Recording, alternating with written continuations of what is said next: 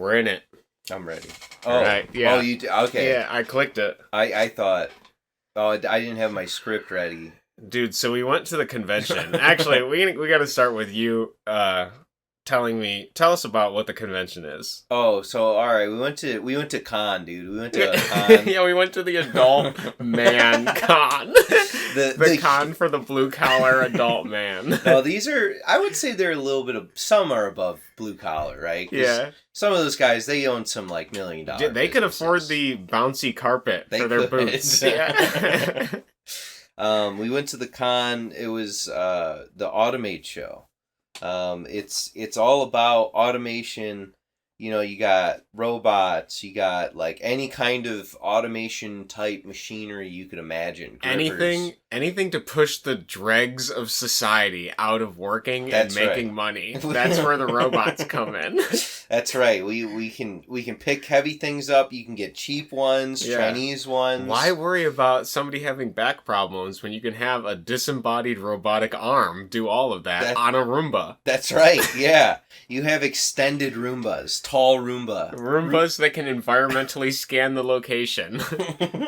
Roomba XL can pick up 3,000 pounds. Yeah. And move it to somewhere else. Yeah. Why hire a bunch of strong macho men when you can just buy or lease? You could lease. Yeah, don't buy. You're not allowed to buy them. Yeah. Only leasing. Or what if you just really want to make shitty furniture out of like 3D print filament? You can do that too. You can do it, dude. It might be ergonomic. It might. Yeah, it might be. That was what was at the Automate show.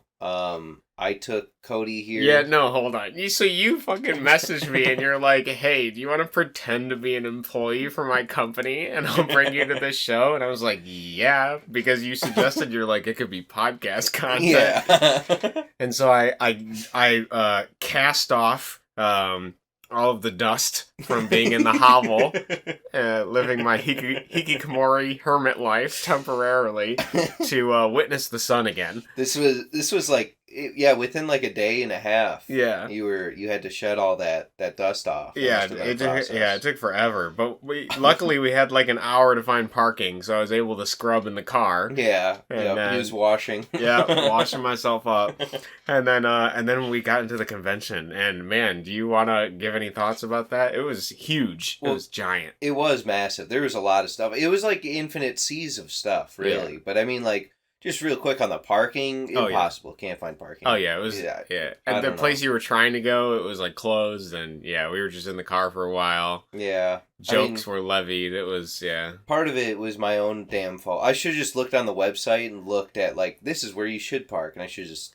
It doesn't matter. I wouldn't beat yourself up over it. Whatever. We got to be in the car and bond. Yeah, we were bonding. We had my employee. Yep, we had the employee, the aforementioned employee. The employee. The employee. He was chilling with us. Sounded good. We went there. I had programmed robots for the show, which is why I really wanted to go. I also wanted to see all the cool new stuff and, advertise my business. Go see what's new, what's like, is there anything spectacular out there that I've never seen before? Go and check all this stuff out. Yeah, we went there. Cody started advertising. He just disappeared. Yeah, at a certain point, some guy struck up a conversation, and then you guys left, and I ran with it. I just went up to every booth. I would, like, stalk them like a predator. And as soon as I saw somebody that was kind of standing around that looked like they needed a conversation, I just bounced on them. Here you are. Yeah, and I'm here. I'm like, you look like you need a conversation. And that's, like, the joke that they love. Like, they'll give the chuckle, or, like, maybe it's a nervous chuckle, like, oh, God, I don't want to talk to this guy. But... I got that. I used that strategy for most people. One of the guys was pretty funny because he had like a leg brace on or something like that. Because he had, I forget what he said. He said he like strained it or some muscle. Yeah. It was during soccer, I guess, is what he had eventually said. Before I got that information, I was talking to him and he's like, yeah, we're like a really devoted company. We're like 24/7 support and everything like that. And I was like, oh, are you wearing this cast to prove how devoted you are to the company? So even in like health and sickness, you're going to support me if I were to lease one of these robots from you? And he's like, no, I actually just got this in a soccer game. And then then the obviously follow-up question was, well, did you win? To which he replied, yes. That's good, yes. Yeah, that was great. Yeah. Well, you got to make sure, you know. Yeah. So. My other favorite experience was I was walking around some of the back rows against the walls, like deep into the convention. There's like hundreds of booths, and there was one booth that had almost no advertising, nothing set up. It was just like a podium with like the Verizon logo next to it. And I like looked at the guy because I almost did like a double take, and I saw him there because, you know, I think otherwise I would have just missed it. And I asked him, I was like, do people actually sign up for phones here? Like, is that something that really happens? And he was like, yeah, you'd be surprised. Some people get like a company plan or something. Jesus. And they're like, yeah, we need 20 phones. And he's like there ready to do it. Or some people just want to ask questions about their current phone and coverage and things like that. It was pretty interesting. And then he got to the point where he was like, oh, since you're cool and I'm talking to you, he's like, I gotta show you this. And he like goes for his bag, opens it up, and pulls out like a fucking Metal Gear Solid cosplay foam arm. And I was like, why is this here? Like, what? I mean, granted, I was walking around with a lemon in my pocket, which I'll get to, but we'll get there. I was like, why? What possessed you to bring this? Like, the bag didn't look that big. It didn't look like it could carry much more than just this foam arm and like a couple pens. That was what the purpose of the bag was. And then I was like, well, it's red. And so anyways, I was asking him, he's like, oh, you know, I thought it'd be useful. I was like, okay, well, I guess you're proud of it, man. You need to go into this for a living. This is really well made, so it's good. He probably didn't even know what the con was about. His boss was just like, go to the That would be con. So good, dude. And like, he's like, well, it's a con. I gotta bring my cosplay. Yeah. He's like, oh, what? You never know when you're going to need to pretend to be somebody else. Yeah. What if I need the spirit of this Metal Gear Solid character? We went day 2. What if day 1 he was like full big boss? Oh, man. I would have died, bro. A cigar, an eye patch. He's got everything. He's like just saying voice lines that none of the guys get. The Chinese guys that barely speak English. Verizon. I remember. Verizon. It's from Matsumoto. But yeah, so I mean, like this whole time, like I'm just walking around talking to random, you know, folks. I got some cards. I collected some cards. You know, business was held.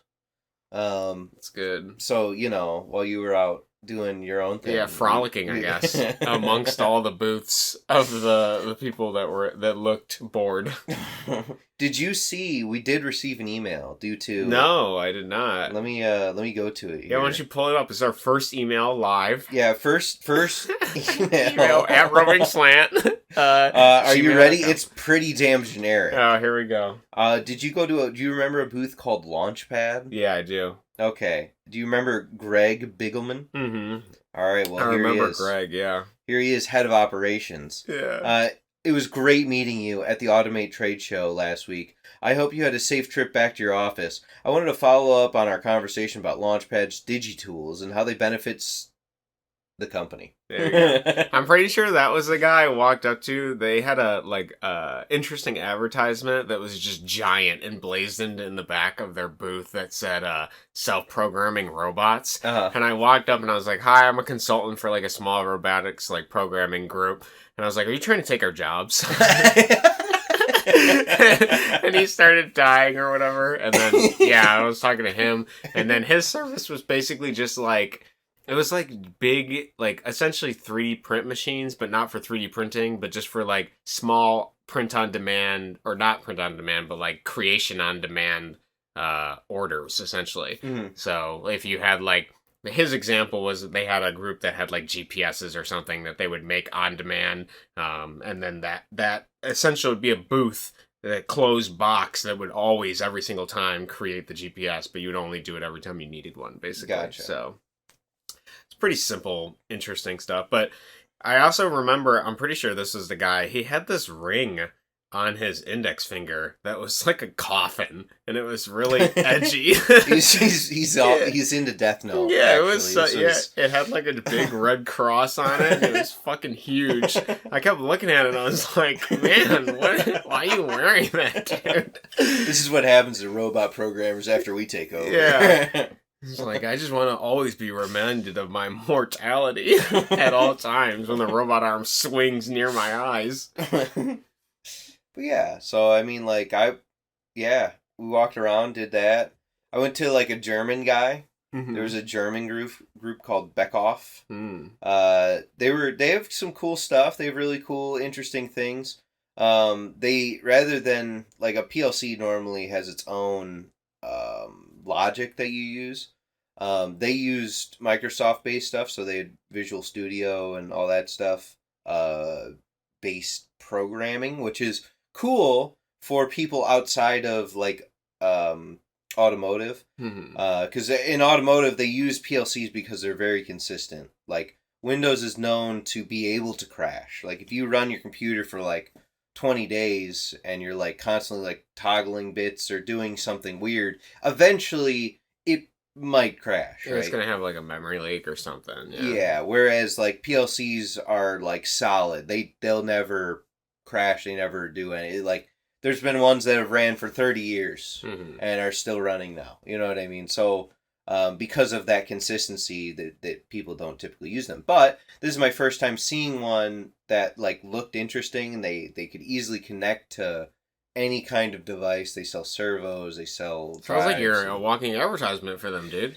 Yeah, it was just kind of interesting to see, right? Because it was like new in this industry we live in. So you know, that was cool. But the guy would not like he didn't get the hint that like, oh yeah. Once we like went over to like he showed me the cool stuff, and then he's like, yeah, so here's like imagine just walking over to the guys who are like, yeah, this is the manual. Here's page 4.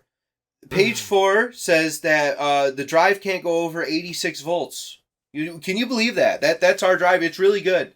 Like, and I'm like, yeah. Yeah, he's just flipping the book basically in front of you. Yeah. Basically. And it's just like he's telling me about like, you know, his drives, and I know very little. Yeah. But he's like telling me the specifications. I'm like, oh yeah.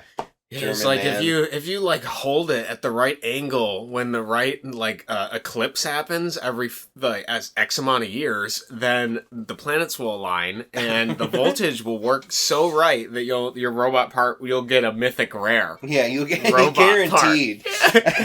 Walking around using my Diablo statistics, most of those people were blue. Yeah, I used to have trouble because I always had a Resident Evil type bag inventory system, and I had to like shift and change all the different things on the grid in order to make them fit in my backpack. But now I just have everything codified into little diamonds that are color coded.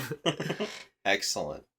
No, dude, that is pretty interesting. I also really like when we finally found that Pro Glove one because I was mistaken because I had walked by it and all I saw were these wooden hands with like these wrist things on there, and I was like, what the fuck are those? And so later we circled back.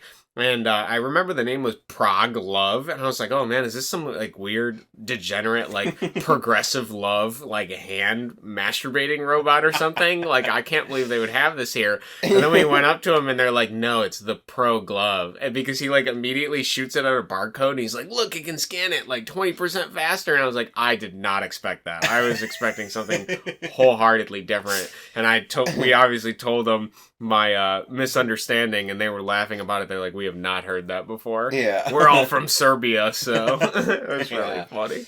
But they had, like, everybody had, like, a cool little thing to show off. Oh, yeah, it was really neat. I also really like the fast food Fanuc robots. Yeah. They were, like, making burgers and shit. It was funny, because when you start thinking of the logistics of it, like, okay, you're probably not going to use a vacuum seal to pick up, like, cooked meat. Like, that doesn't make much sense. I'd probably slip or something, because... Yeah. Well, it would be hard to do anything else, too, though. You know what I mean? Yeah. Well, I mean, you could do, like, a spatula. I don't know. I feel like that's just too...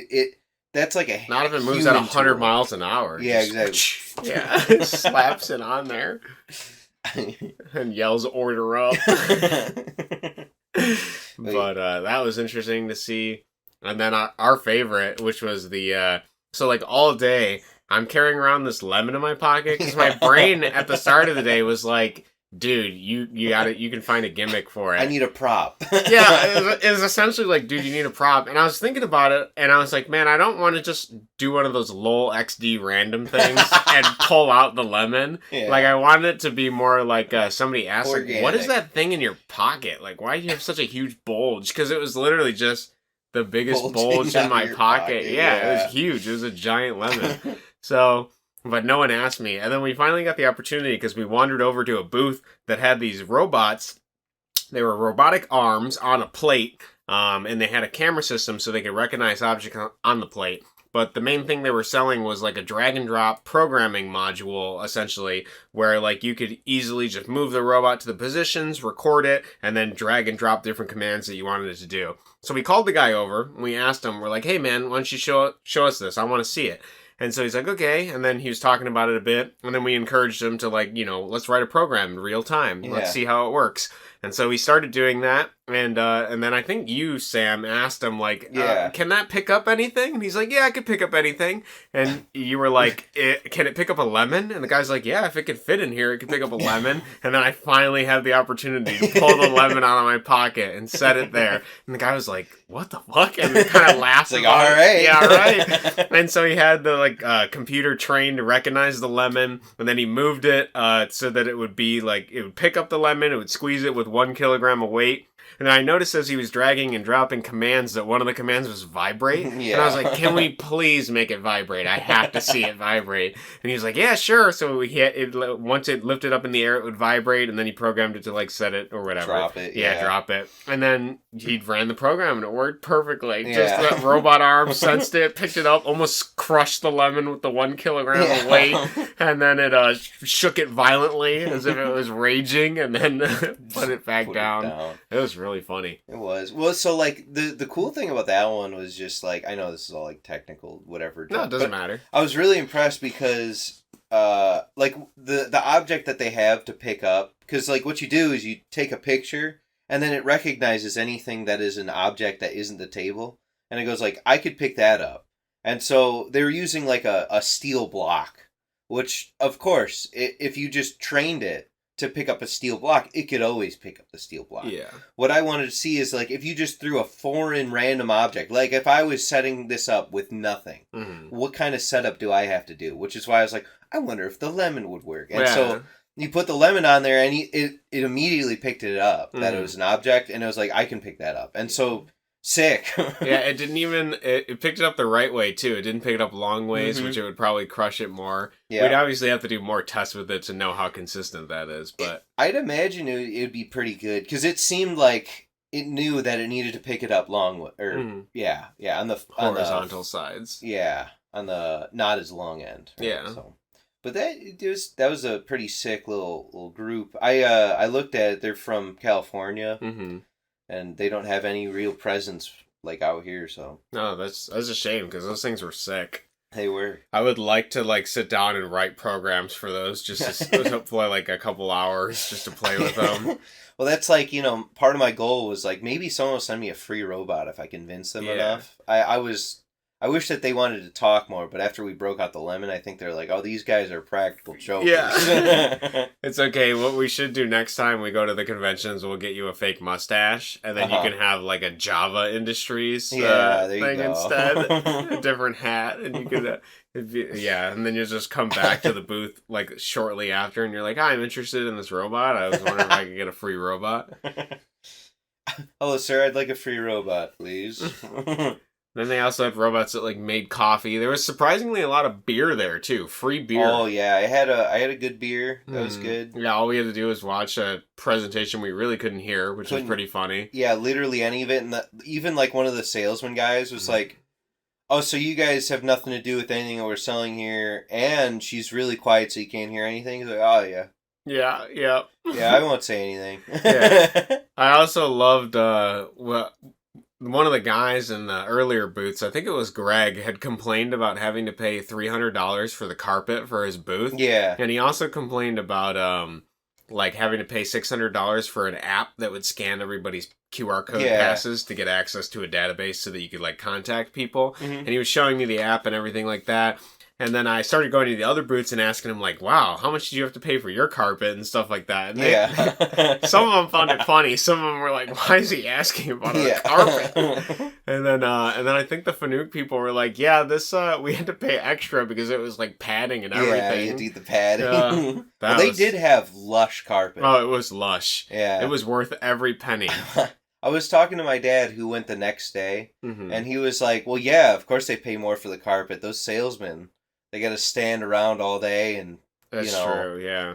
talk to people. You want as much padding as possible. I wonder not only for the salesman, but I wonder subconsciously how the comfortability of like falling into their marketing schemes with the comfort of the carpet below their feet.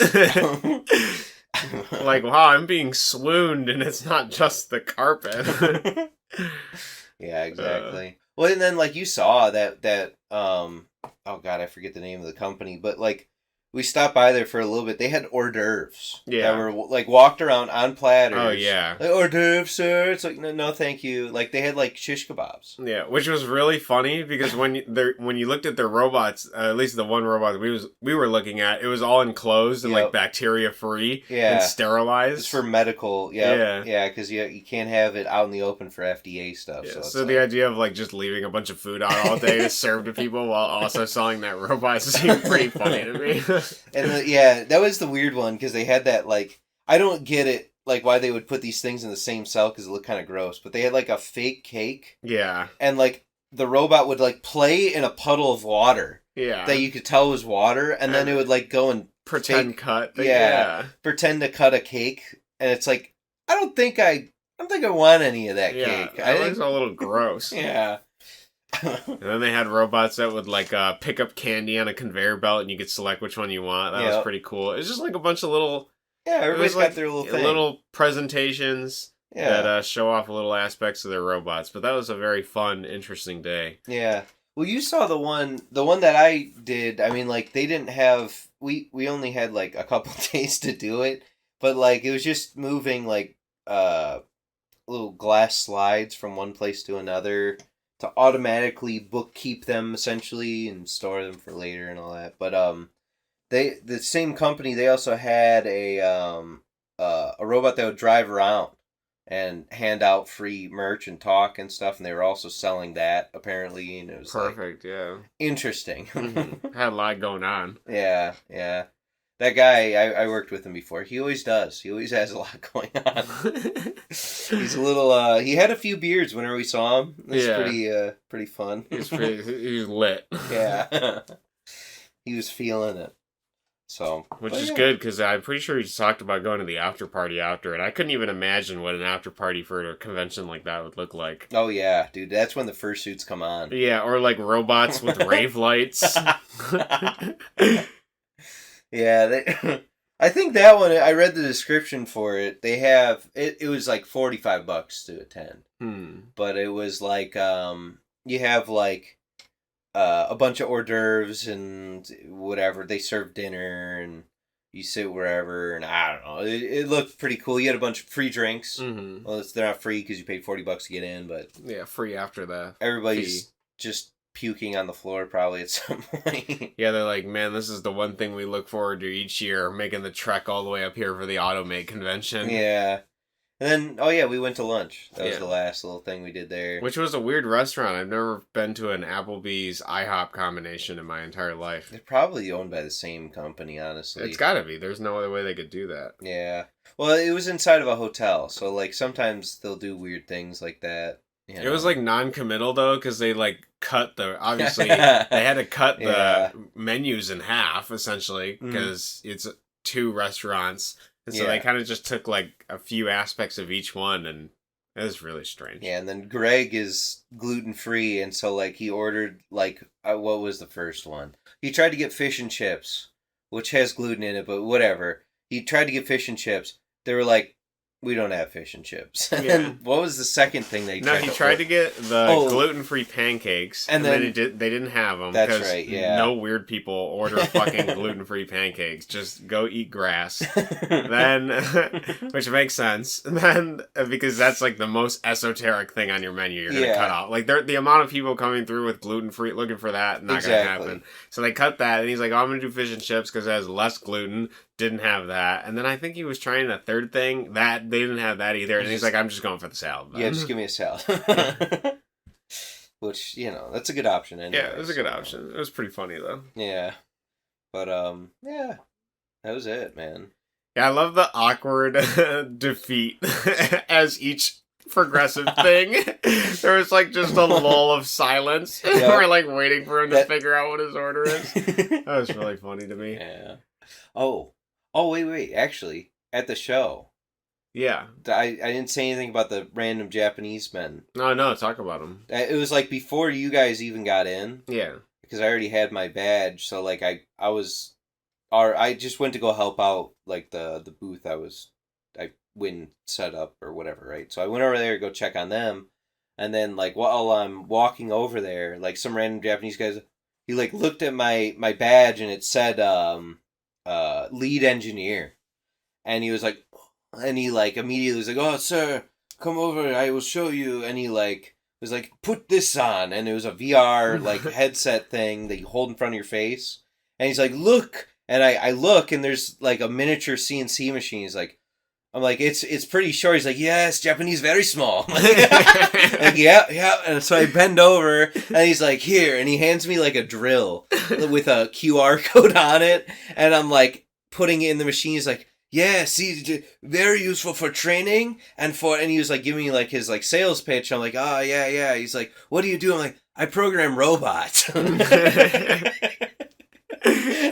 And I'm like, "Oh, this is really cool. Thank you for showing me this." He's like, "Yeah, yes. Here's my card." I'm like, "Yeah, thanks." And I let.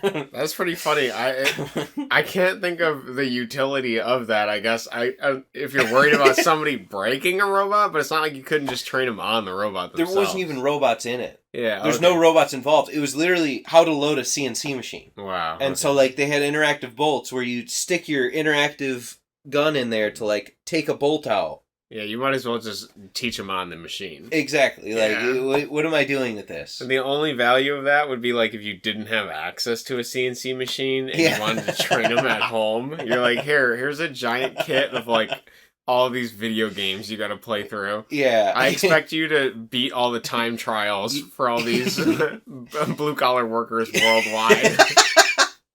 Oh man, Jeff from Alabama, yeah. He's gotten the world record on taking out 4 bolts. Yeah, I swear to God, I think Jeff from Alabama got 2 drills on accident. The speed at which he drills these in. Bullshit. I watched his speed run, and I tell you what, I think he's using God mode. Dude, that would be having fucking speed runs for that Japanese product would be so funny because it's something that's totally not supposed to be a game at all, but having people speed run it, oh my God. You just load up these like garbage looking CAD files inside of a VR headset, and it's like 3, 2, 1. You got to take out bolts. Dude, hit the start button. I don't know how the QR code drill thing works, but it reminds me of this game that I tried to play when I was a kid. I was like invested into it for like a short period of time. They sold it at Target, but it was like a little card swiping machine, and it was a racing game. So what you had to do is you had to buy this card swiping machine, and then you would like download the files. It came with a disc, and you play it on your computer, and then you'd open up booster packs and shit like that. And each booster pack would have a different card or like an ability, and then while you're racing, you had to like credit card swipe these abilities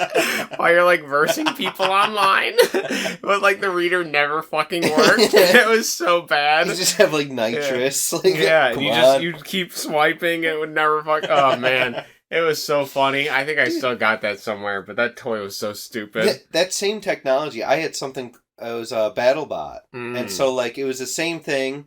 But you can put custom things on the bots, and then they would hit each other, and they had like little sensors so they could tell whenever they got hit. So like you would armor up and put weapons on your little robot, and all they had was like little fists and then wheels. And so you'd like the green one that I had like little like steel ball things on it. And so you'd swipe the card on the back of the robot to tell it had steel ball things, so it would know how to move the arms. And then you'd tell it had like faceplate armor and then like a helmet or whatever. And then you would like have a second one, then they would fight. That's pretty interesting. It was cool. The QR codes, or not the QR codes, but the cards actually work though. That's the major. When when I was finishing my mobile game development class, my final project, I had to create. Well, I created an app that was like an AR app. and you would like lay down pictures, and then you would hold your phone up to it to like view the battlefield essentially, and it would like create 3-dimensional objects like on top of those recognized things. It wasn't accurate though, and it couldn't it was pretty accurate for what it was doing. It could hold them there in position for quite a while, but it couldn't recognize more than a couple things at once, and it's just an interesting concept to be able to play with. I'm sure like when VR is better and augmented reality is better and all the like, that could be a fun, interesting product. Yeah, it'd be like, that's where like tabletop games kind of go, right? Like imagine like your Warhammer army is a bunch of NFTs, and you put down like what kind of battlefield you want. You're like, oh, I want hills,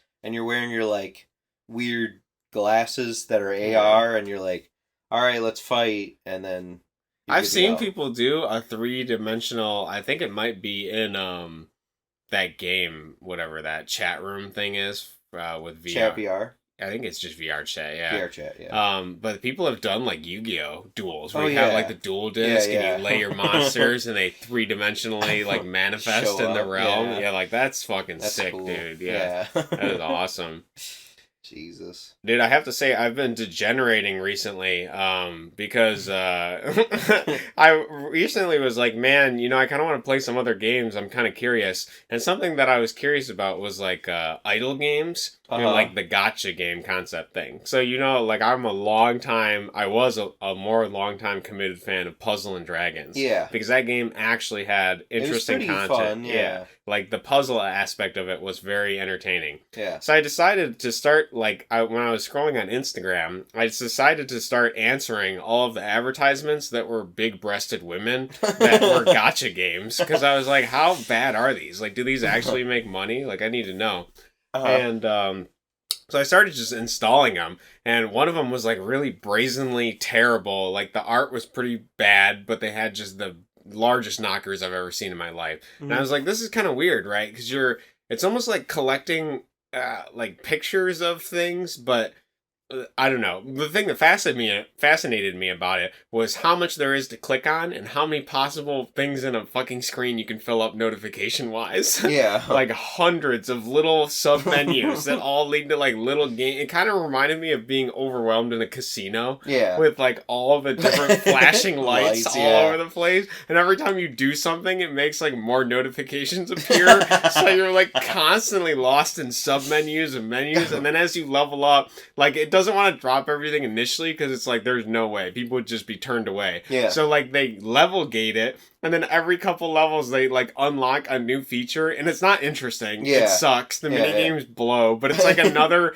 thing to click on essentially to get more of a resource of the like 800 resources you have. I need more resource. Yeah, and then they also, I love it because every one of them does the same thing. They like allow you to collect something. It doesn't matter what it is. It could be a busty anime girl. It could be like a monster. It doesn't matter. Yeah. But whatever the case, they give you the option to collect these. That's the whole draw of the gacha game. Yeah. But then they also limit the amount of space you have for that, and then offer the solution of paying to get like more space. You want more bank space? It's literally like they just create the system to then introduce inconveniences into it. To then like, and the game sucks. They've like completely blow. One of them is like this idle game where you basically set like a row of characters and then you auto fight. Like you just let them fight. Yeah. Which is great because you're not even playing the game, but you still have to wait the amount of time it takes. But then you can pay for the convenience of skipping, which is fucking funny. I just want to grind this out, man. Yeah, dude, I just really want to watch the numbers get bigger. That's all I'm here for. And the flashing lights whenever I pull a super SSR rare or whatever, like, card, and it's just like an even more provocatively, like, big-breasted woman in a different compromising position. It was amazing. So that one was funny. And then I saw another one that I had to click on. Like, the draw was, not only are you collecting, like, attractive anime girls, but it's, like, mixed with that, like, military girl subtype thing where they all have guns and they're, like, robots in the military. And the game is, like, kind of just a point and click where you're, like, behind cover and you, like, aim. And then it's, like, you know those old machines at Dave & Buster's where you pick up the laser gun and you shoot at all this stuff? It's literally that. But the girl girls because they're like in the foreground. When they go to shoot and like aim behind cover, you can slightly see their ass. Oh, there That's you go. the old game, which is fucking funny. And that game actually had an interesting plot, so I give them that. Wow. I was reading the plot for that. I'm like, wow, this is weird. Like, it's like a post-apocalyptic world where no women exist, there's only human men, and there's just a bunch of robotic girls, and then they're like trying to fight things on the surface. I guess they live underground like mole people, and they need to like get materials from the surface to keep surviving. It was really bizarre, but the plot was interesting. I think it was called like Nike something. It's Nike, the shoe company. It was they're like, this is our mobile game. Yeah, it's only been running for I think like half a year or something now because it's relatively new. But it was bizarre, and then they added like other things onto it too because you're like, oh, it's just kind of like a point and click shoot 'em up kind of game. And then they're like, hey, do you want like a like an idle town builder game too? Because they have like this thing where you have to get buildings in your town and build it. It's fucking bizarre. And then the third one I played was like this high fantasy idle game that just reminds me of Adventure Quest basically, which is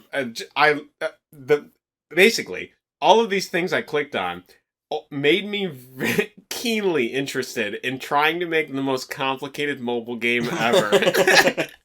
I think that is something I need to do. Like, how many submenus, how many fucking convoluted commands can I possibly get, like, train somebody through, like, operant Skinner box conditioning to fucking log in every day and click on?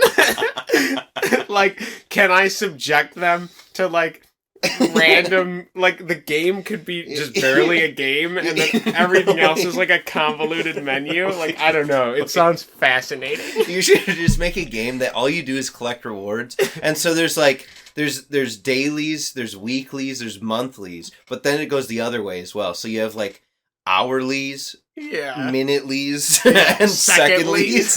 And so every second you have to like click on something and it plays like a lengthy animation where it's just like there's millisecondlies, thousands of fucking rewards happening. And it's like, do you want a booster that automatically collects your secondlies for 1 minute? Oh my god. 99 cents. It's just the most convoluted fucking app ever. Holy shit.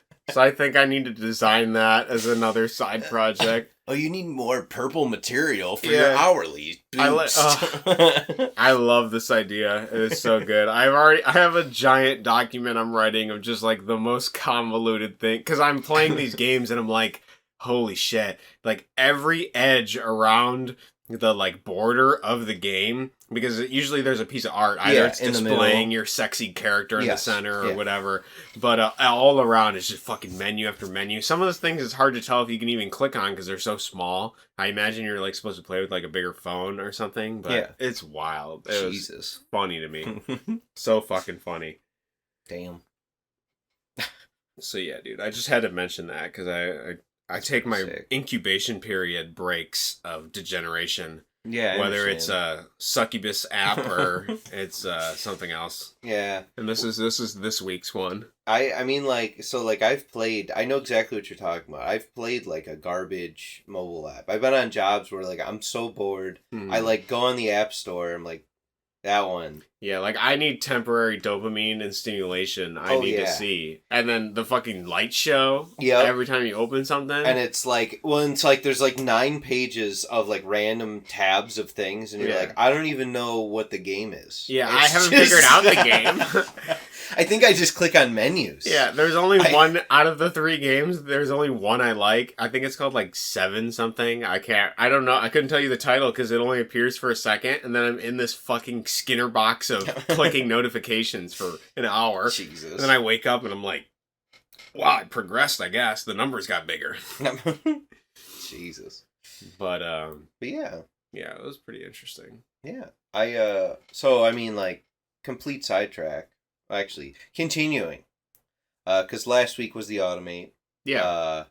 Was it last week? Like, only last week, last Tuesday? I know, it feels like time flew by. I feel 30 years older after playing these fucking mobile games. They age you, dude. Yeah. It's stressful. Yeah.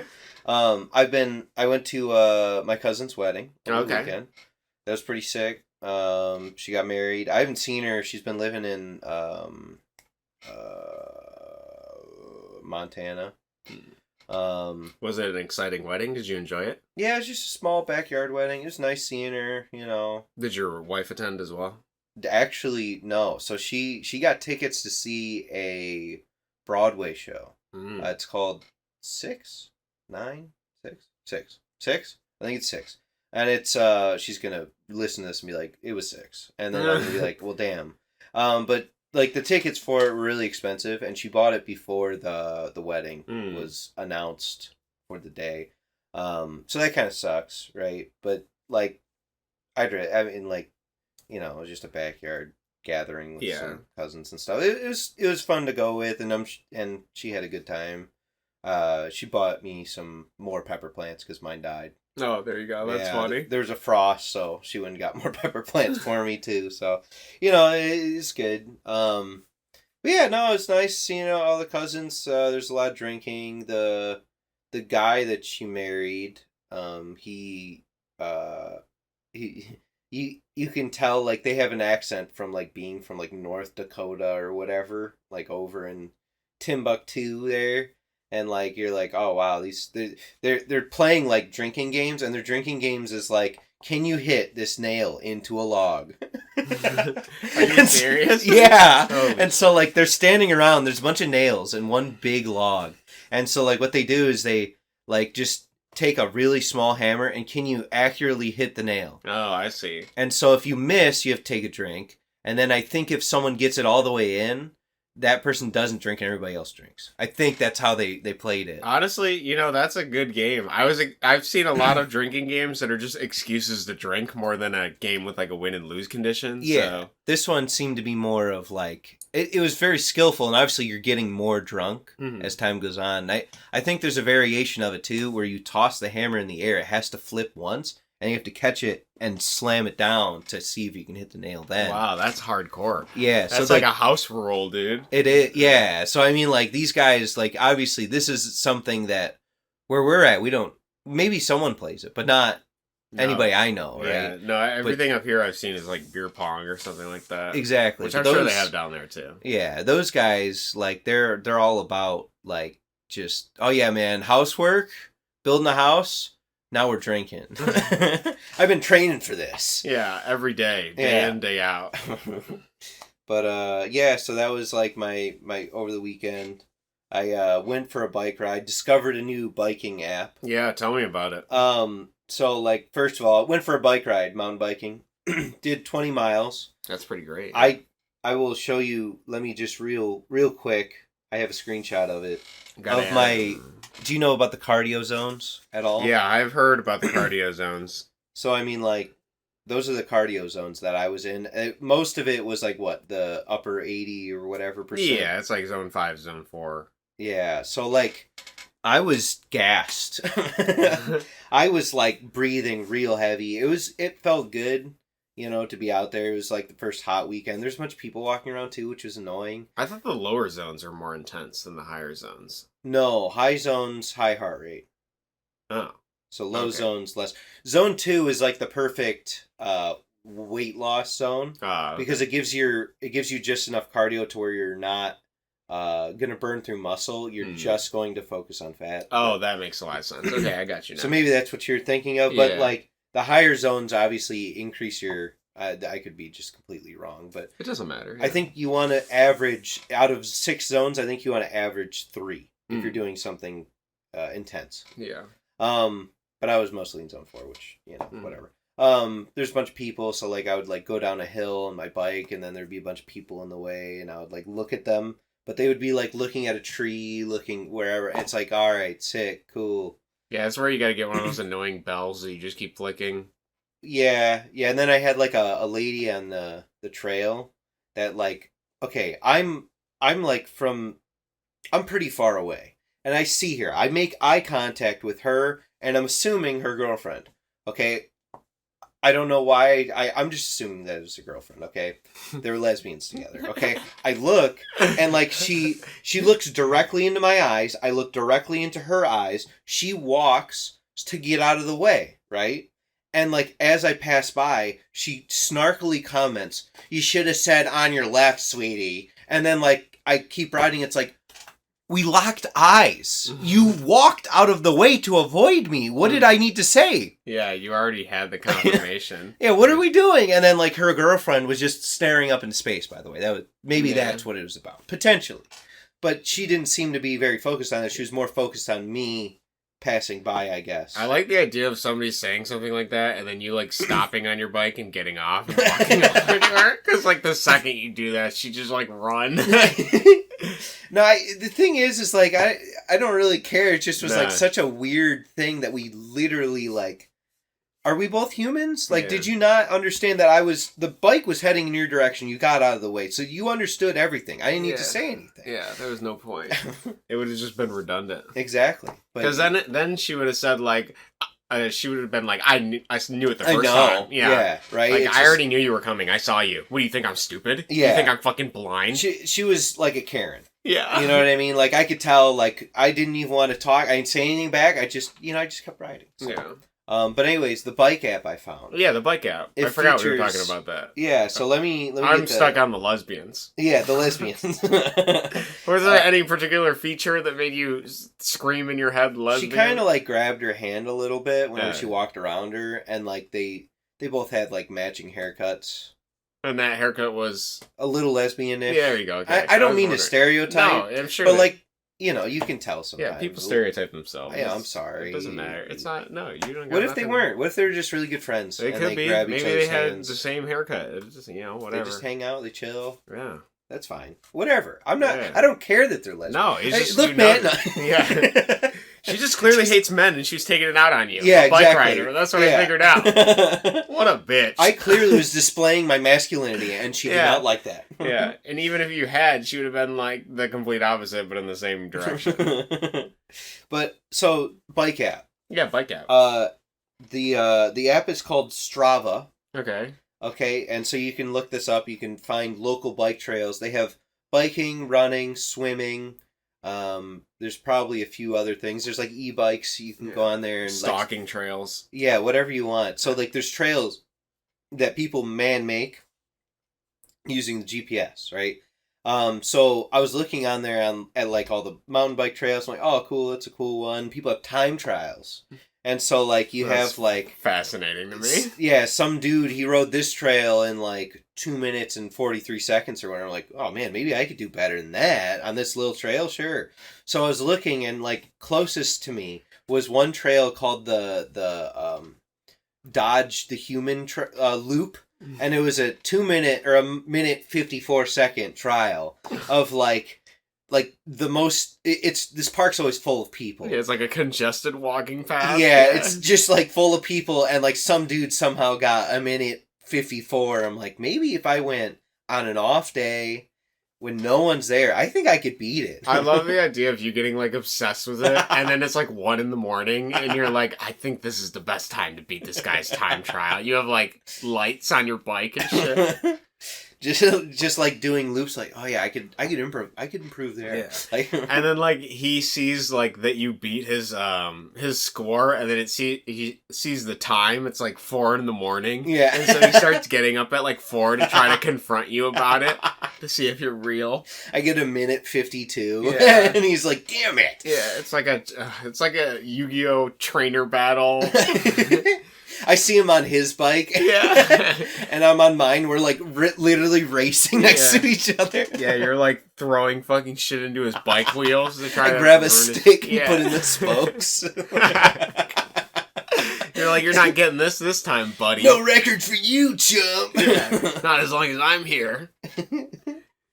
That's so fucking funny. But yeah, so I might get interested in the you gotta beat time trials. That sounds good.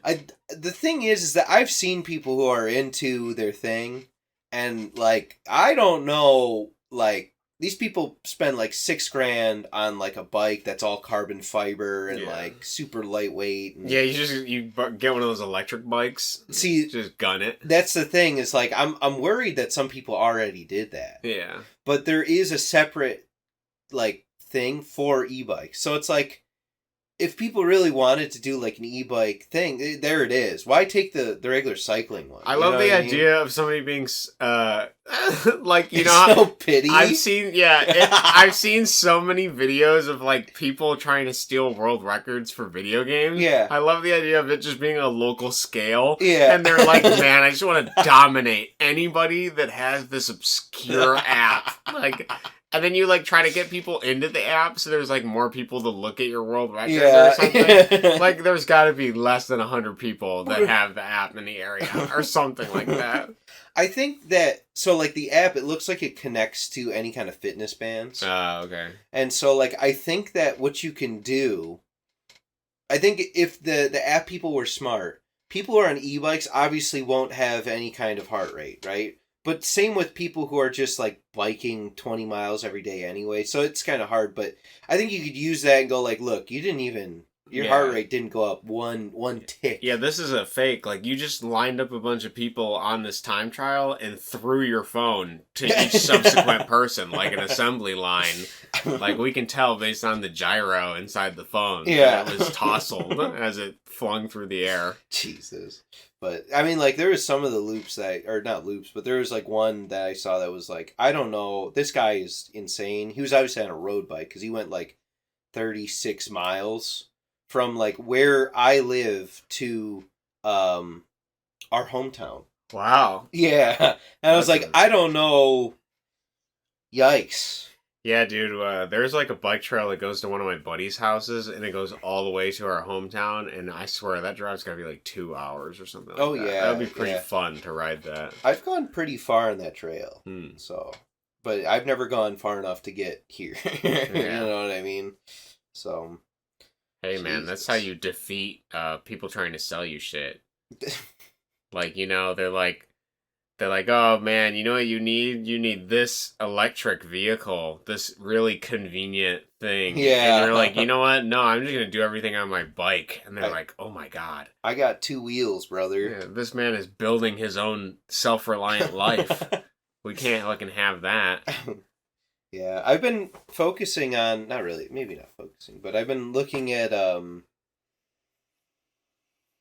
health. Oh, really? That's been fun. You've been looking at health now on episode 33 of the podcast? No. I have been, like, more or less. I don't know. Yeah, I know. I have been more or less, but I recently just resurfaced where I'm like, maybe I want to, like, focus on that again. It's like every time that I kind of fall behind on working out or whatever, I always... go back to working out and realize, like, oh, wow, I feel much better when I do this.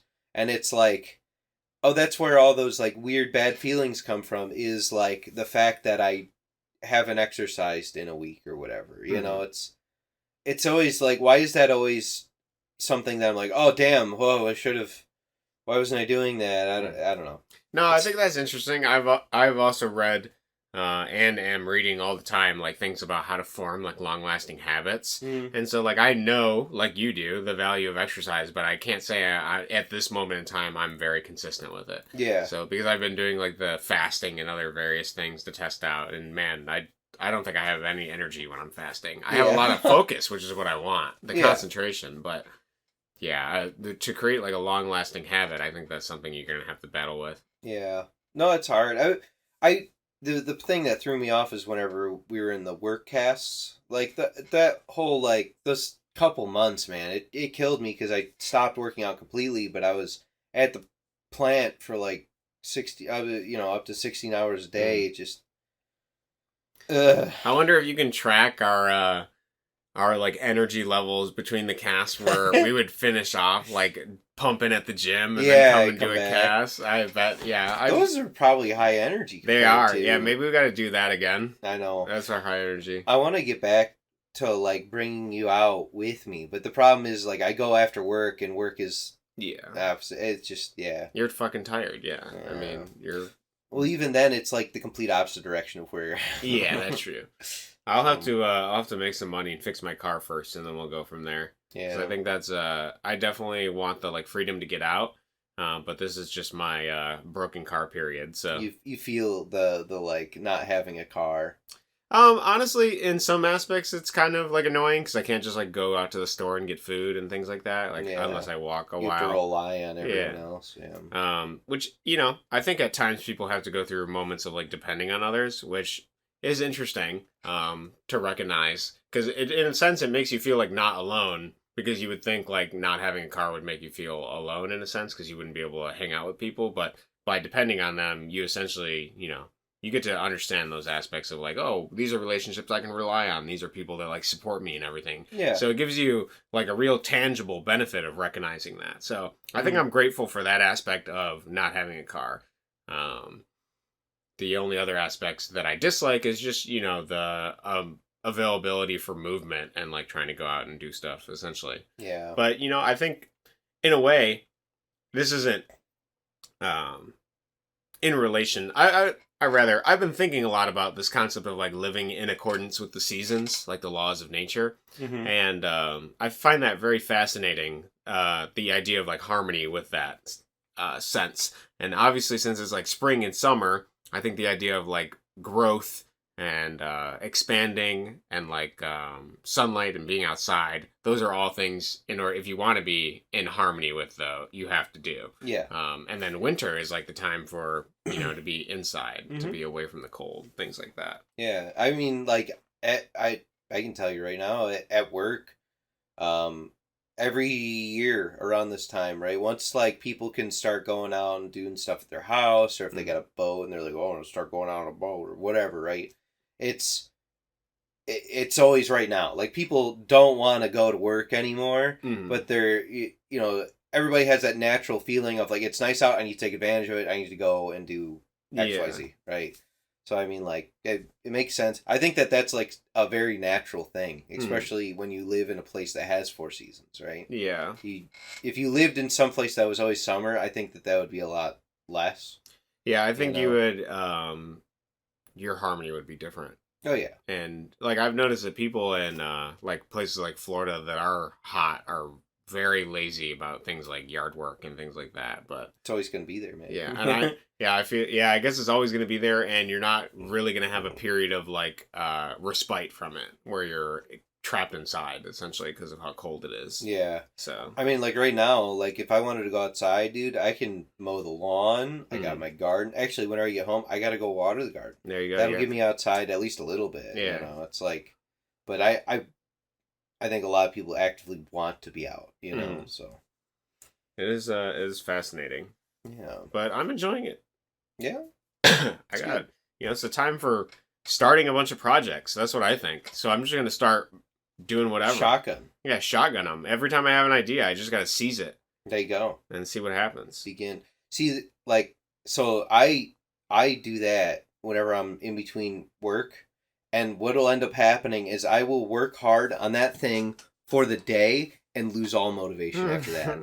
Like mine lasts about a week, I think. Yeah. Because like every time that I was like super motivated, like I have a piano, and I'm like, oh, I want to learn how to play that bad lad. I start like, it'll be like a day or two of like, maybe not even a 2, but like a day of like learning and like picking it up and like, oh yeah, I'm it's coming together. And then the next day I like practice something that I learned the day before. I'm like, yeah, I did like 20 minutes. And then like after that it's just gone. Yeah.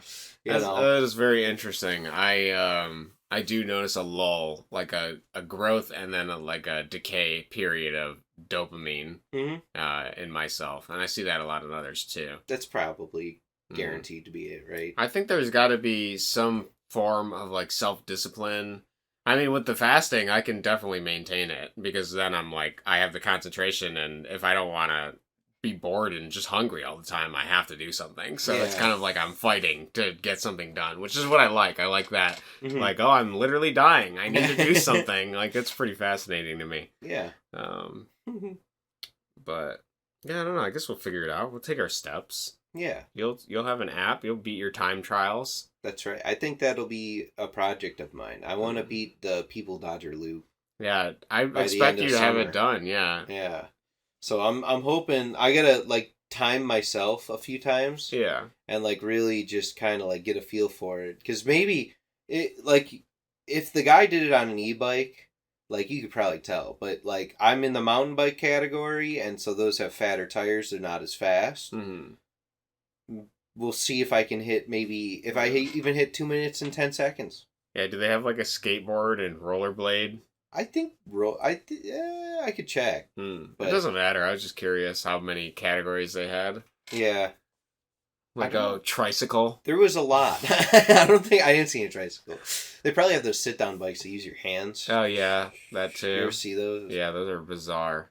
Yeah, I saw a guy in a parking lot using one, and I was like, oh, why is he turning? And like those things can turn on a dime. Like Yeah, they're like a zero-turn lawnmower. just about. I was like shocked how sharp he turned in that parking lot. Yeah, you think he's falling over? That's how sharp he's turning. Yeah.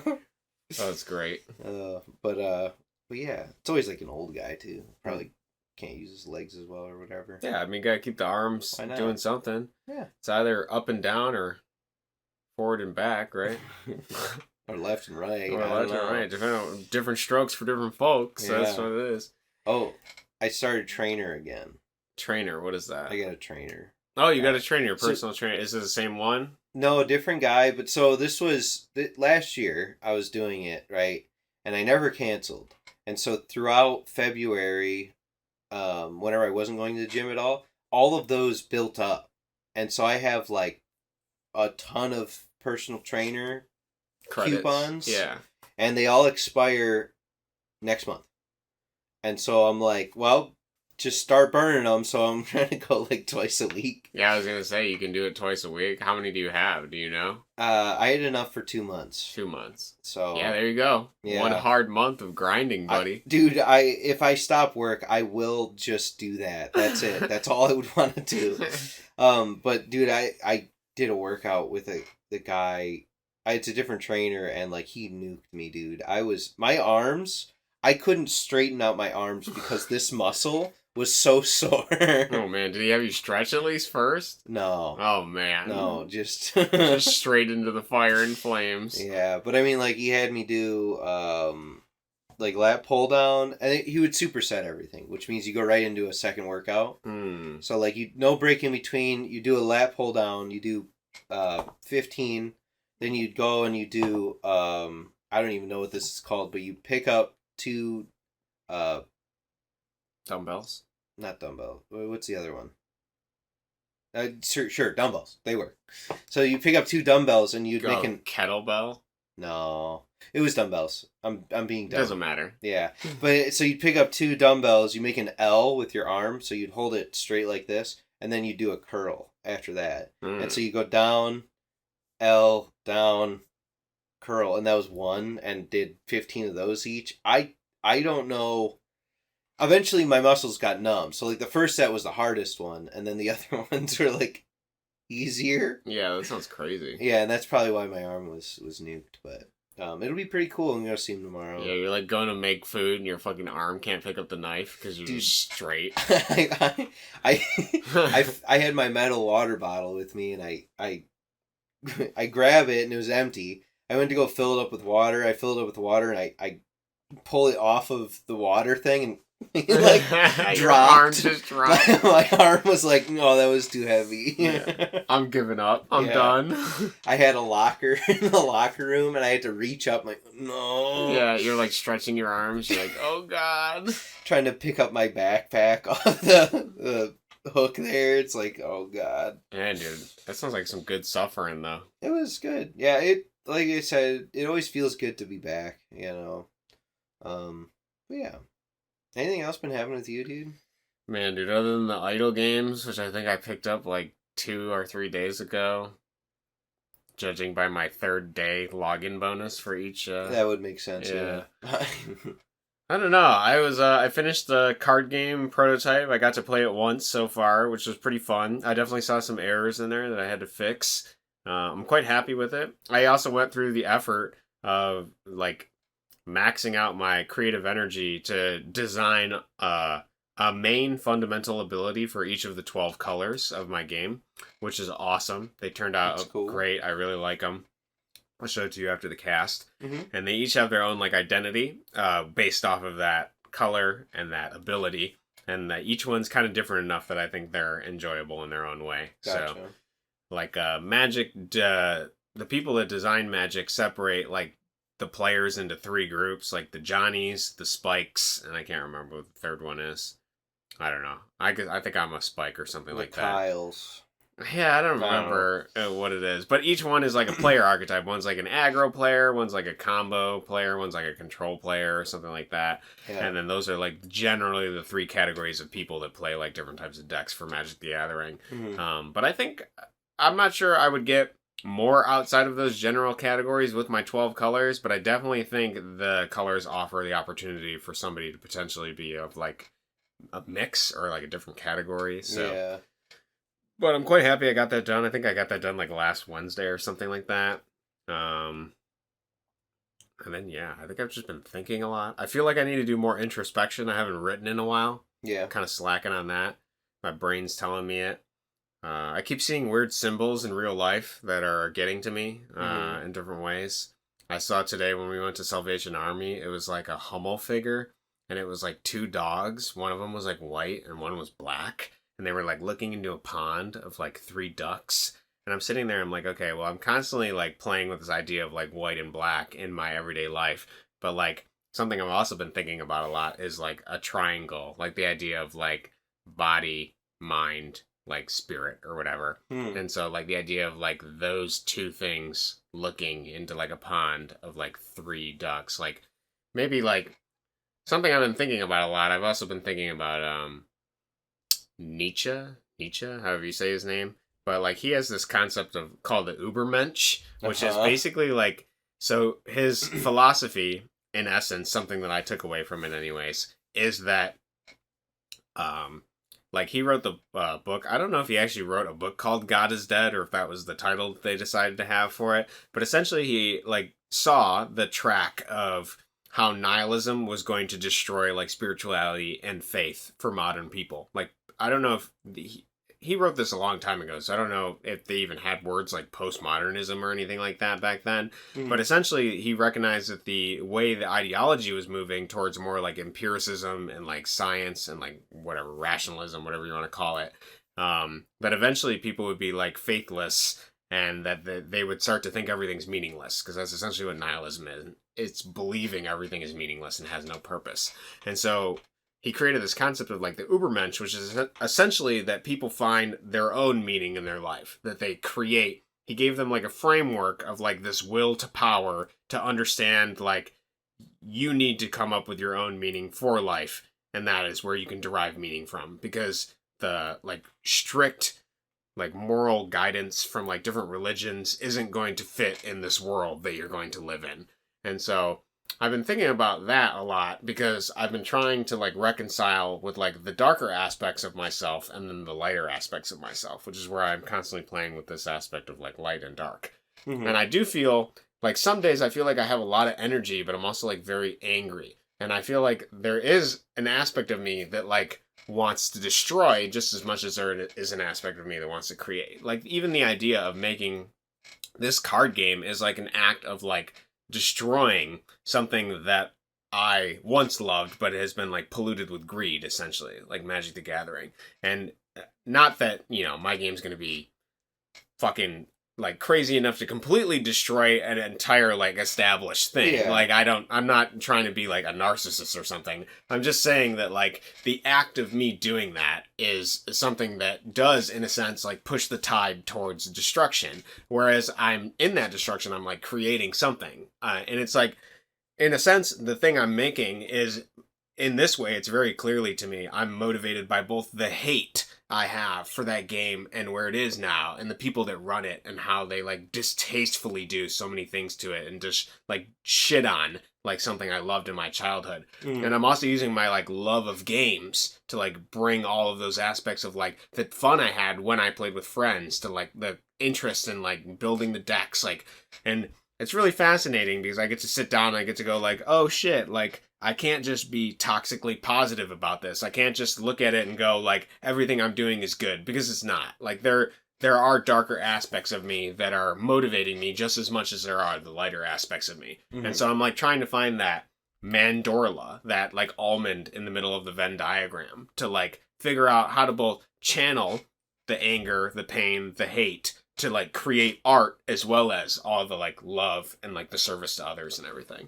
So, and that concept fits in with this concept of like the triangle, the like body, mind, and spirit. Because it seems to me that in order to balance all three of those things, you have to do things regarding each category. Like my spirit needs an aspect of expression and creation. My mind needs an aspect of introspection and like to figure out what I'm doing, like some sort of direction. And my body needs to be like working out. It needs to be exercised. It can't just be like languid and dying at all times, essentially, like decaying without the growth. And so like I'm trying to figure out like what is the best way to balance all of these things, and like how can I use all of this understanding of myself to like make something, art wise.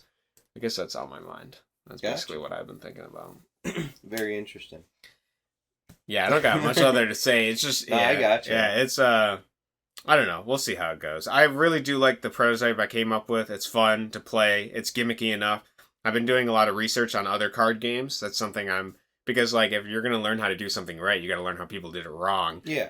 Which is fascinating. Like, something I did not know, which was very funny to me, is that Konami, the creators of Yu-Gi-Oh!, have been, this person that I was watching suspected that they've been kind of racist, which is really funny to me, because when they release cards in, so they have what's called the OCG, which I guess is just like the main original like game that's in Japan, and then they have the TCG, which they release in America and other countries and things like that. And so the OCG has like a different card pool, different ban list, different text on some of the cards and things like that, and then there's the TCG. But whenever they release things outside of Japan, they've been actually printing them on like thinner, shittier paper for the cards, and they also like change the art to be like worse sometimes, and then they also have like lamer foiling effects for the cards as well, on top of like pricing them differently and things like that. But I thought the aspect of making the cards thinner is so fucking funny to me. Like they're trying to cheap out as much as possible. How can we save 0.0008 cents? Yes, on every fucking card made.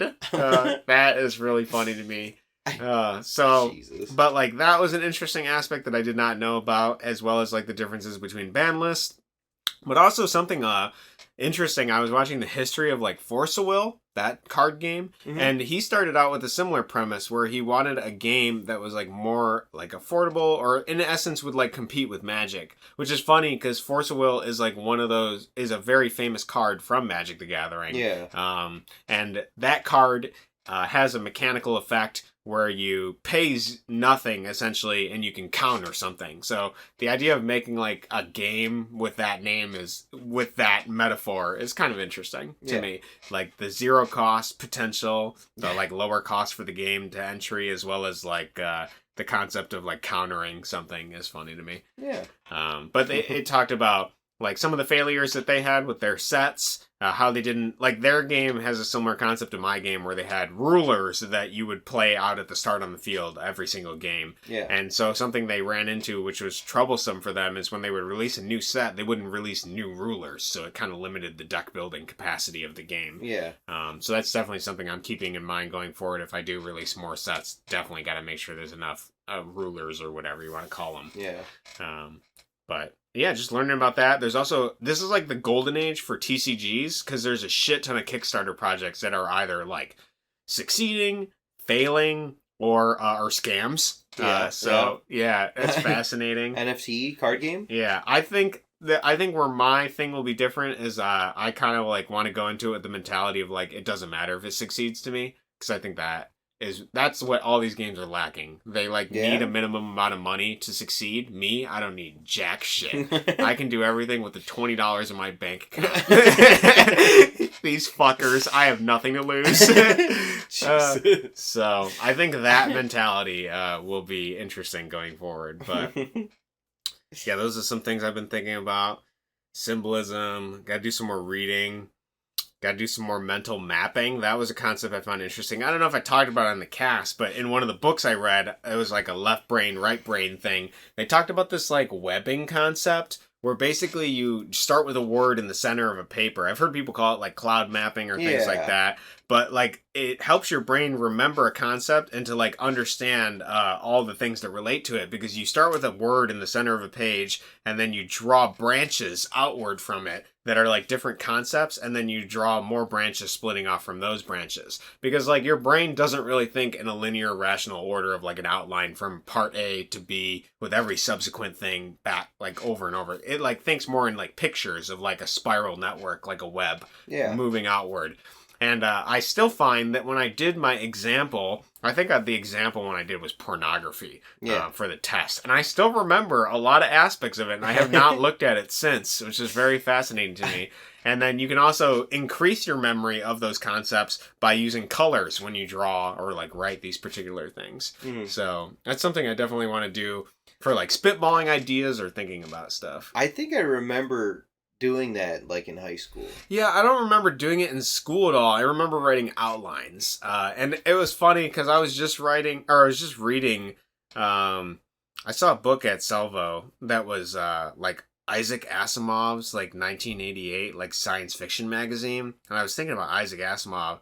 And so I looked up his Wikipedia and I was reading about him a little bit because I had read his book, I, Robot, which is very good. It was a very fascinating book. I highly recommend reading it. It is not similar at all to the movie with, I think, Will Smith or whoever's in it. Yeah, I think that's it. Yeah, but it is not like that. It is kind of like a detective investigative book, and it still lingers in my memory, even though I read it so many years ago. Yeah. But I was reading about him, and he has kind of an interesting history, but something that he said that was very funny is that I resonated with is that he hated outlines. He couldn't stand it. When he would write a book, he would seldom ever like edit it. He would just basically write the outline and then do some minor tweaks, and that'd basically be the book.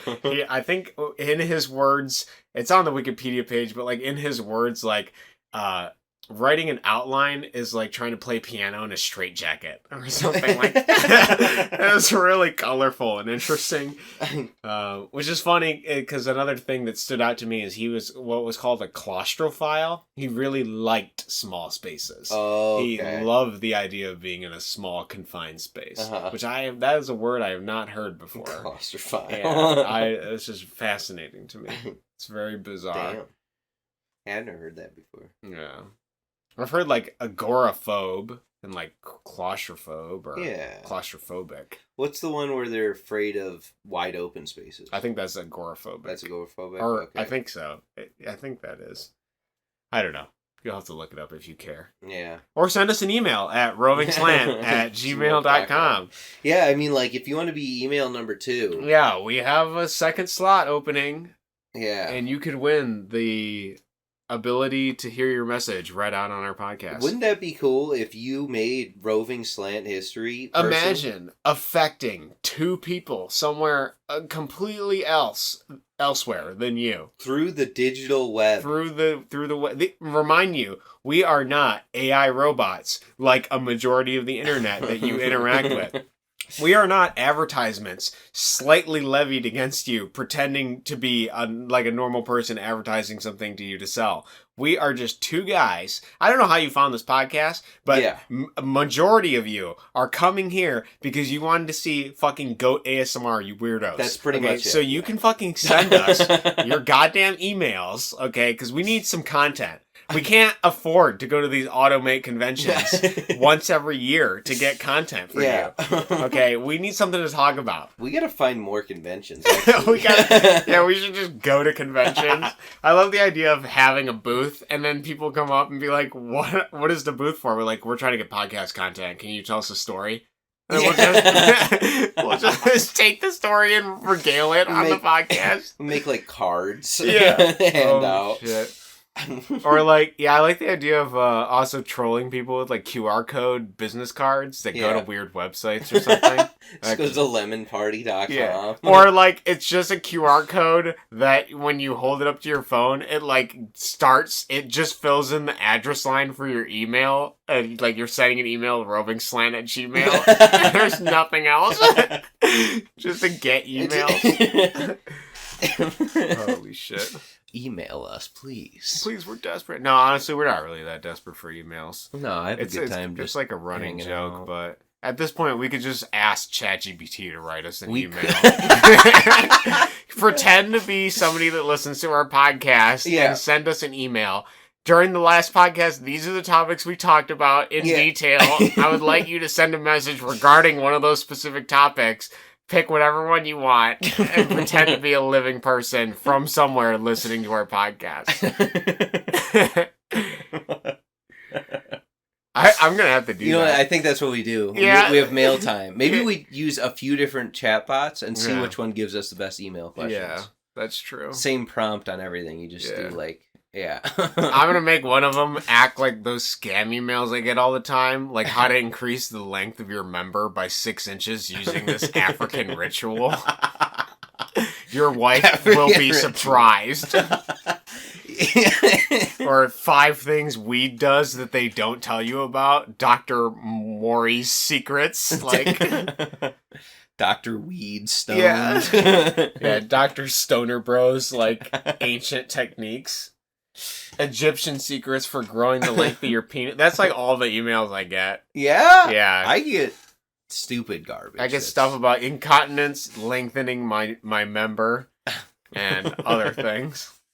I haven't received a lengthening your member email in a long time. Wow, I wonder what that says about me in my search history. I guess because I have read about the jucking stuff, though. That's true. And I've watched YouTube videos of guys talking about it because I find it so funny. Yeah, mine's just advertisements for dumb products. So it's like, some of those are pretty good. Products? Yeah. I bet. Yeah, some of those dumb products. Speaking of products, we're sponsored by...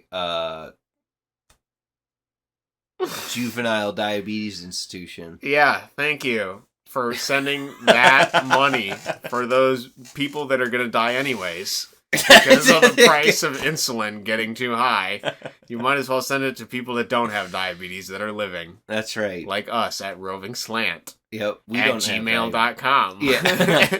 Oh, you know what? You just reminded me. After you said diabetes...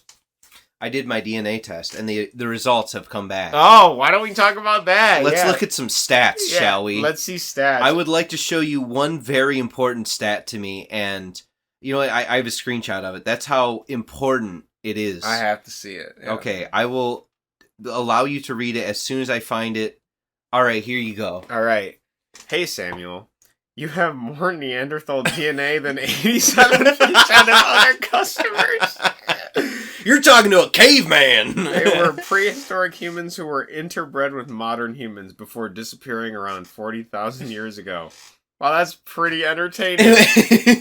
I go to my dad, and I'm like, well, first of all, my mom's results are on there. She's only 47, meaning she's under the bell curve. Yeah. So she has, like, barely any. Yeah, so this means my dad is probably mostly caveman. Yeah, mostly caveman, dude. He's been a unga bunga the whole time.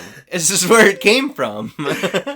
You're like, my unga bunga-ness finally makes sense. Did you go to your dad? Did you tell him? I told him, like, you got to take a DNA test so we can see this. He's like, nah, I don't want to be registered in a global... Like, I'm like, okay. But I have, like, I wanted to show you as well. It has a thing where it uses my DNA and my history, ancestry and all that stuff.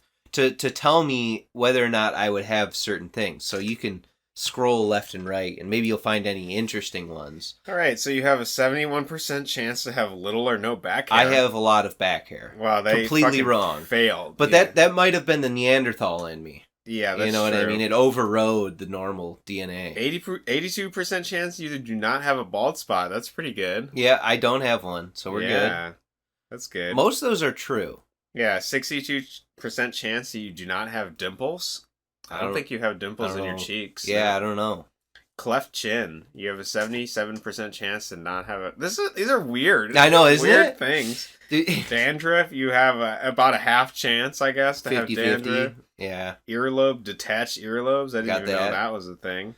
Dude, I was talking to my wife. She has attached earlobes, and I have detached earlobes, and it's like, growing up, I didn't even know people could have attached earlobes. Yeah, I didn't know that either. So it looks like you don't have to worry about your hair loss before 40. That's right. Depending on, I'm sure, a bunch of things like your diet and your exercise. Stress level, you know. 90% chance that you have wet, sticky earwax. I did not realize that was based on genetics. I mean, of course it is. I have wet, sticky earwax as well. So do I, yeah. 52% chance of blue eyes. Your eyes are pretty bluish. We were talking about this. They're hazel. Yeah, hazel. Yeah, which is actually lower. But yeah, lower green. That one's kind of a weird one because it's like 37%. So that tells you it's kind of still random, really. Yeah, it does look pretty random. Yeah. Finger length ratio. Oh, you get the 81% chance your ring finger is longer than your index. These are some weird freckles. Don't have that, but hair photo bleaching. Yep. What the fuck? I have that one. Really? Yep, the photo bleaching. So whenever I was a kid and I was out in the sun, my hair would get whiter and whiter, and my skin would get really dark, and so I would be like close to being black. And having neon blonde You're hair. like a Gyaru. I guess. Yeah. Whatever that is. It's like that weird Japanese makeup trend where they have blonde hair and then they tan their skin. Gotcha. Yeah, no, I guess. But I had that naturally as a child. I still kind of do. It gets lighter in the sun. That's a 3% chance of light blonde hair. I was gonna say I got dark blonde. Yeah, I was gonna say you had blonder hair when we were younger. Yep. But it looks way darker now. Yeah. Well, it's because I sit in the basement all day and in factory. Wow. I know there's a lot of those, but the one that I really found was funny was the 1%. I don't know if you got into it yet. Did you get to the red hair? Yeah, 1% to be a ginger. I like that too. It's that's never fun. Zero. Never zero. It could happen. Yeah. You could wake up and be a fucking ginger. The stretch marks thing is kind of interesting to me. I didn't know genetics could predict stretch marks. Yeah. I thought everyone just had stretch marks. 63% chance you have a longer big toe. See, I got the Roman toe here, so. Oh, I don't even. Yeah, like this fatter? is taller. No, this is taller gotcha. than the big toe. For I me. got pretty ambidextrous toes, actually, but I like unibrow too. They can predict that. Widow's Peak. Yep, that one. Now, does it tell you like how much of each race you are? Yeah, you want to do that? Yeah, I want to see that. Are you like 1% African American or what? No, nothing like that. Actually, we got lucky. Here you go. And how far can you trace your line back with this? Out of curiosity. Oh, it goes back to it. There's a different page I can show you. I don't know how they do it, but it's like a bunch of letters and numbers, and that is your male line and where they can trace it back to. So it was like, you can see on the map, it was like my ancestors were in Egypt, and then they moved up to whatever, like Turkey area, and then eventually to like Poland, and I'm 50% Polish. Yeah, I see that on there. Yeah, so they can even give you all your DNA and everything. You could just plug this into a 3D printer and start printing yourself. I have it. Yeah, just raise yourself the same way, give yourself the same stories as you are now. That's crazy. But yeah, so I mean, is there anybody famous in your lineage that you've seen that you looked at? No, I mean I haven't seen anything like that. No kings or no. Well, so my father-in-law, he's really into that. He loves that stuff. So I'm going to give him my results, and then he can do whatever he does with it. I see. So he hasn't done a DNA test then, out of curiosity? My father-in-law? The one that's interested in the family lines or anything like that? He's done DNA tests on himself and his wife. And, okay. You know what I mean? Everybody who has done a DNA test that is related to him has done one and given him the information. He has a huge family tree. Like, he charted it all the way out as far as he could. Like, he found out that, like, his family is a long line of, like, priests and stuff. So, like, that's interesting. I am actually related to a famous priest. Saint. Oh, yeah, I remember. Yeah. Yeah. Here, I'll show you the timeline really quick. What is this? I've got the priesthood and the clergy in my blood. Yeah. Can feel it. There you go. Well, it's Greek at some point. Wow. 8 generations ago. Wow. But you can chart that out. There's a different one. I thought that was the right page. But there's a different one where it shows you, like, before we were even country people, you could see that your family heritage came from this weird part of Eastern Egypt or something, you know. Wow. So pretty sick. Yeah, dude, you gotta look at all your family members, chart them down the line, see if Well, the app already does it for me. There you go. They have all my DNA. Now AI knows you. Exactly. Interly. Yes, they know all my DNA. They know how I act. They know everything. They can send you better targeted ads now. Excellent. They're like, Polish? They're like, based on your DNA, we can predict that at age 40, you're really going to look at hair thinning products. I mean, like, my dad, he's been pretty lucky. He's got, he still has full head of hair. There you go. He's in the 50s. He's living stress-free, dude. That's what you gotta do. I know. You've been working yourself to death. The Reaper been. visits you in your fucking dreams. Yep. I He's saw like, him. Car parts? I sent you the newest car part. Yeah. We gotta add that to the thumbnail. Yep, we gotta add all those. My wife made one that I'll show you later if you want. Beautiful, yeah. You know, but, so car parts. Yeah, she's tired of fucking hearing about the car parts. But yeah, dude. So, you know, I guess that's a good way to round it out. Yeah, round it out with something round. Car parts. Are car parts round? I don't know. You fucking tell me. Some. This is like some of the car parts, but not all the car parts identify as round, right? Yeah, that's right. Yeah. They each have their own individual identity. I can't stereotype the car parts. Oh no, I ruined it. No, you're fine. Oh no, it's still being ruined. No, as we speak.